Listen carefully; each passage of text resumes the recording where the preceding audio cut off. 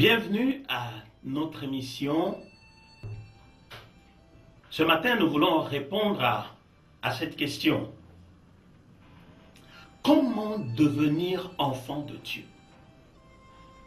Comment devenir enfant de Dieu? Pour répondre à cette question, permettez-moi de lire avec vous dans le livre de Jean, chapitre 3, versets 5 et 6. Il est écrit, je veux lire, « En vérité, je vous le dis, si un homme ne naît d'eau et d'esprit, il ne peut entrer dans le royaume de Dieu.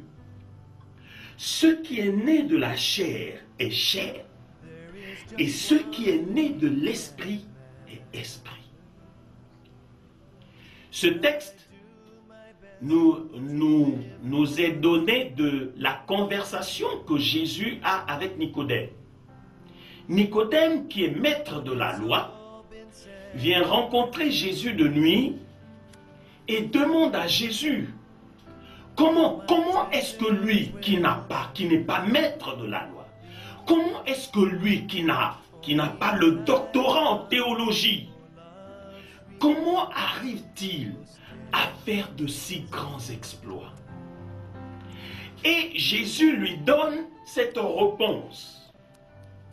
Il dit à Nicodème, ce qui est né de la chair est chair. Et ce qui est né de l'esprit est esprit. La première chose pour devenir un enfant de Dieu, c'est qu'il faut naître de Dieu. Il faut naître de l'esprit. Ce qui est né de l'esprit aura toujours des résultats spirituels. Ce qui est né de la chair aura toujours des résultats qui seront différents de ce qui est né de l'esprit. Si vous êtes né de la chair, ne vous attendez pas à produire des résultats qui soient spirituels. Il faut être né de l'esprit pour produire des résultats spirituels. Et c'est ce que Jésus dit à Nicodème. Bien-aimé, ce qui est né de la chair ne pourra jamais se confondre à ce qui est né de l'esprit. Il y aura toujours une distinction.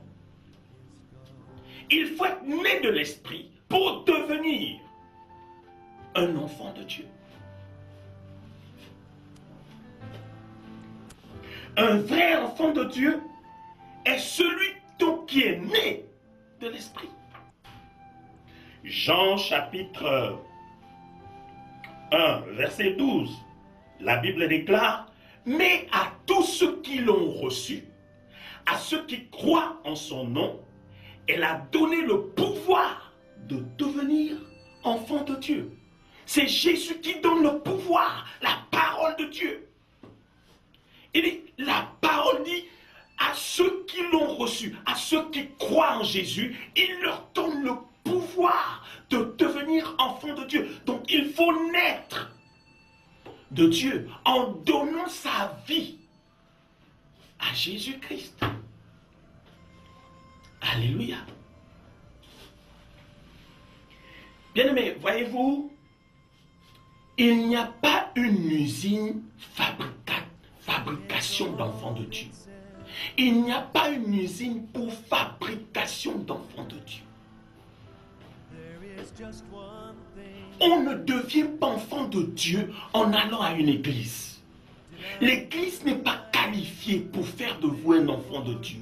Celui qui fait de vous un enfant de Dieu, c'est la rencontre avec Jésus. La rencontre avec Jésus. L'église est une plateforme, un tremplin qui peut vous aider. Mais le fait d'aller tous les jours à l'église ne fait pas de vous un enfant de Dieu. Tant que vous n'avez pas rencontré le Seigneur comme votre Seigneur et votre Sauveur, vous n'êtes pas enfant de Dieu. Naître, être enfant de pasteur, enfant de diacre, enfant de prêtre, ne fait pas de vous un enfant de Dieu.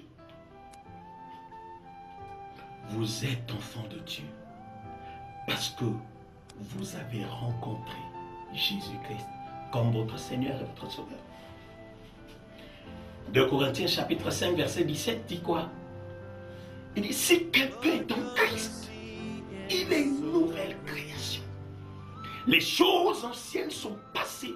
Voici, toutes choses sont devenues nouvelles. Si quelqu'un est en Christ, il est une nouvelle création. Nous avons besoin de nous abandonner à Christ.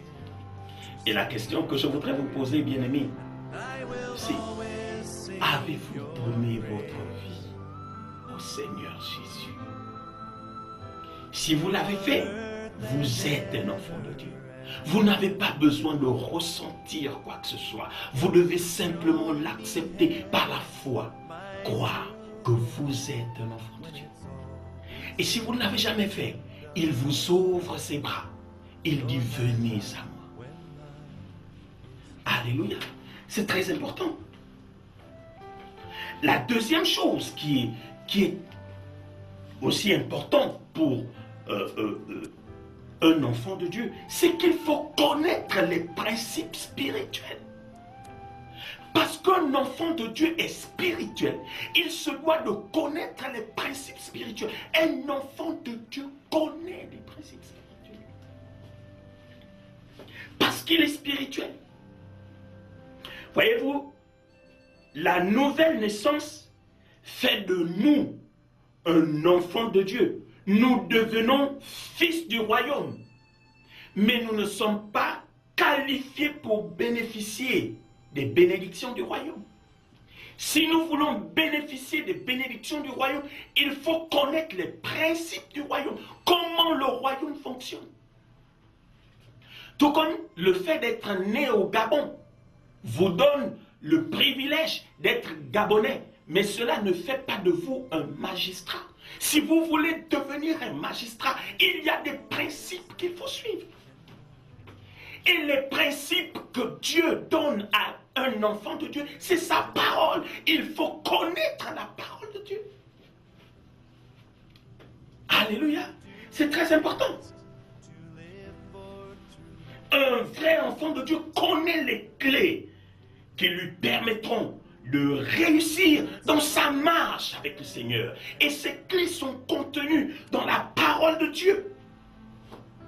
C'est ce que Dieu a dit à Josué. Il lui dit, si tu veux réussir, dans Josué 1:8, il dit que ce livre de la loi ne s'éloigne pas de ta bouche. Médite-le jour et nuit pour agir fidèlement selon ce qui est écrit. Car c'est alors que tu auras du succès dans tes entreprises. Il dit, c'est alors que tu réussiras. Un enfant de Dieu connaît les principes de Dieu. Alléluia. Il connaît les principes de Dieu. Dans le psaume 119, à partir du verset 9, David fait cette déclaration. Il dit, comment le jeune homme rendra-t-il pur son sentier? Il dit, c'est en se dirigeant d'après ta parole. C'est en se dirigeant d'après ta parole. Il dit, je serre ta parole dans mon cœur afin de ne pas pécher contre toi. Et plus loin, au verset 105, il dit, ta parole est une lampe à mes pieds et une lumière sur mon sentier. Bien-aimés, si vous êtes enfant de Dieu,